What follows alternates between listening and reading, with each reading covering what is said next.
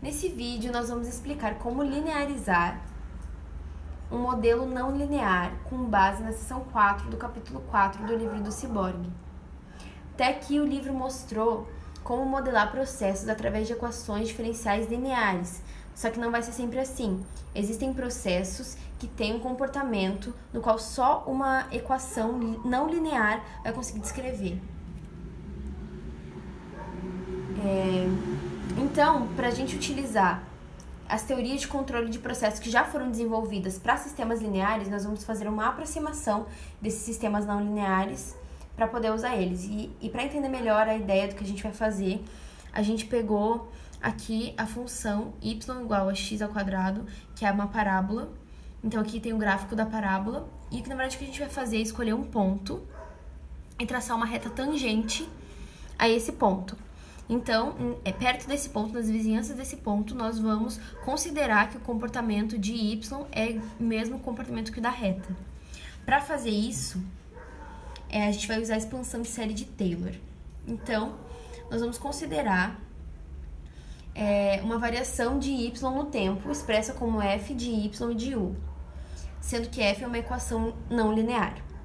Então, nós vamos aproximar ela para uma expansão de série de Taylor, truncando depois os termos de primeira ordem. Para isso, a gente vai pegar um ponto de referência no regime permanente y barra e u barra aqui. Então, esse é o nosso ponto de referência. Então, o que nós vamos ter? Nós vamos ter que f é igual, aproximadamente, o valor de f no regime permanente mais a derivada em relação a y no regime permanente vezes a variável menos o valor dela no regime permanente mais o valor a derivada da função em relação ao u no regime permanente vezes a variável u menos u no regime permanente. É assim que nós vamos descrever o nosso processo. Mas a gente sabe que o valor da f no regime permanente ele vale zero, porque f é igual a uma derivada de y no tempo, e no regime permanente toda derivada em relação ao tempo é zero, então f é zero, então a gente vai considerar como zero. E a gente também pode notar que aqui, naturalmente, na expansão de série de Taylor, saem as variáveis de desvio. Então, y menos y barra a gente pode chamar de y', e u menos u barra a gente pode chamar de u'. Ficando assim, com essa expressão, que a minha derivada de y' sobre t é igual à derivada da função em relação a y no regime permanente, vezes a variável de desvio y, mais a derivada da função em u no regime permanente, vezes u'. O exemplo 4.5 ele consiste em um tanque agitador com duas entradas de fluxo W1 e W2 com as respectivas componentes X1 e X2. Ele diz no problema que X2 é puro, então X2 é igual a 1.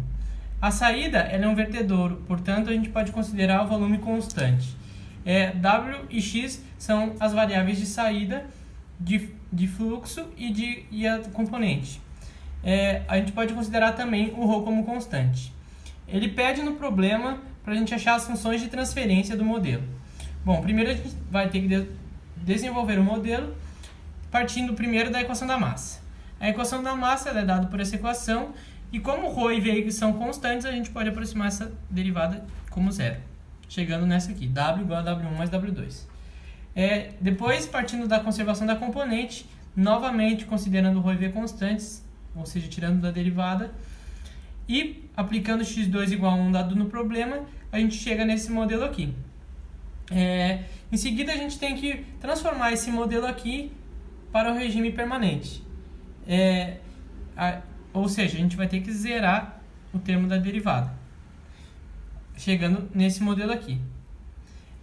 Essas barrinhas em cima das variáveis demonstram as condições de cada variável no regime permanente. A gente pode observar que ela não é uma equação linear devido ao produto dessas variáveis. Então a gente precisa linearizar essa equação. Bom, para linearizar a gente parte de uma expansão por série de Taylor, onde ela consiste na soma da função no regime permanente, que é essa daqui, mais as derivadas parciais de cada variável multiplicada pelas suas variáveis de desvio. Então, essa parte da equação é justamente a equação no regime permanente, que ela é igual a zero. Então, essa parte da equação ela é igual a zero. Em seguida, temos a parte das derivadas parciais. Desenvolvendo aqui embaixo as derivadas parciais através dessa equação para cada uma das variáveis e substituindo as variáveis de desvio, que são essas aqui, no caso essa aqui é as variáveis de desvio de W1, essa aqui é a variável de desvio de X1, e essa daqui é a variável de desvio de X, e por fim a variável de desvio de W2. Então, substituindo os termos das derivadas e das variáveis de desvio, a gente chega nessa equação aqui. Nessa aqui. Então, em seguida, a gente precisa... Agora, como já foi linearizado, a gente pode aplicar Laplace. Passando para Laplace, primeiro a gente isola a variável de saída, no caso x de desvio, e chama as constantes aqui, tanto essa daqui como constante do tempo, quanto essas outras aqui, constantes estáticas de cada variável de entrada. K1, K2 e K3. Bom, fazendo a transformada de Laplace e isolando x' de S, a gente chega nessa equação aqui. Bom, aqui embaixo a gente tem um diagrama de blocos representando melhor como as variáveis de entrada modificam a saída. Isso implica que a gente pode dizer como as constantes estáticas modificam a saída. Por exemplo, se uma constante for negativa e eu aumento essa constante, ela vai diminuir a saída e vice-versa. Como se ela for positiva, se eu aumentar essa variável de entrada, ela vai aumentar a variável de saída.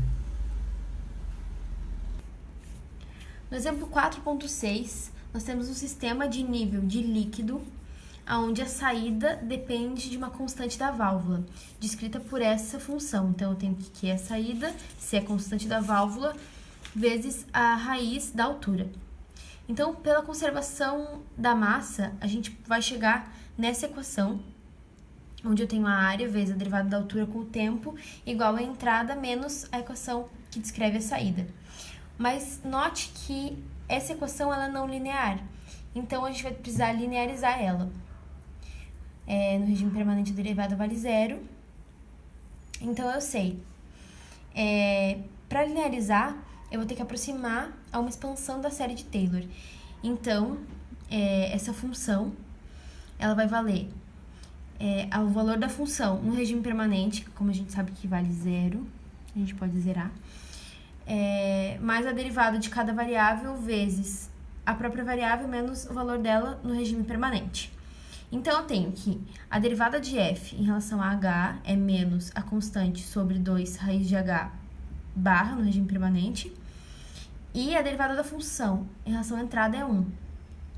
A gente consegue ver pela equação aqui. Substituindo, então, a gente vai chegar nisso aqui. Mas nós vamos notar que as variáveis de desvio elas vão sair naturalmente. Então, escrevendo em termos das variáveis de desvio, a gente vai ter essa equação aqui. Mas, se a gente considerar a resistência da válvula como a constante sobre 2 raiz da altura, então a gente vai chegar nessa equação, que é igual a um exercício que já foi feito no livro, de uma equação que já era linear. Então, a gente vê realmente que Essa aproximação foi boa e descreveu bem o problema. O exemplo 4.7, ele consiste num cilindro com entrada de fluxo QI e de saída Q com uma altura de nível H. Ele pede para fazer um modelo que relacione o H com o T e depois linearizar. Partindo da conservação da massa, logo a gente vê que o V ele não é constante. Então, pegando um diferencial de volume aqui, é possível dizer que ele é igual a área vezes a diferencial de altura. E essa área aqui podemos decompor entre L vezes essa largura W. Para finalizar, a gente precisa achar uma relação entre W e H. Então, pegando aqui a área circular do cilindro e pegando aqui uma altura H qualquer, temos então um W para esse H, que pego bem no meio é W sobre 2. Essa distância aqui é R e essa distância aqui é o raio menos a altura. Fazendo uma relação pitagórica entre essas três dimensões, a gente acha uma relação de W por H. Substituindo essa relação de W em dV e em seguida na conservação da massa, e por fim isolando dH dt, temos um modelo que relaciona H e T. Para linearizar, precisamos primeiro passar para o regime permanente, onde essa derivada zera. Então fica essa expressão aqui, porém essa parte aqui nunca vai ser zero. Então, por consequência, QI menos Q no regime permanente vai ser igual a zero. Então, linearizando, igualamos a derivada, a função no regime permanente, mais as derivadas parciais de cada variável vezes as variáveis de desvio.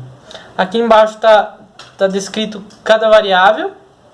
Lembrando que nessa derivada aqui, em função do H, você vai ter um QI menos Q no regime permanente, que a gente definiu antes como zero. Então essa parcela aqui vai zerar na hora de substituir. Substituindo as derivadas achadas e as variáveis de desvio aqui, no caso Q e Q', esse aqui é o modelo final linearizado.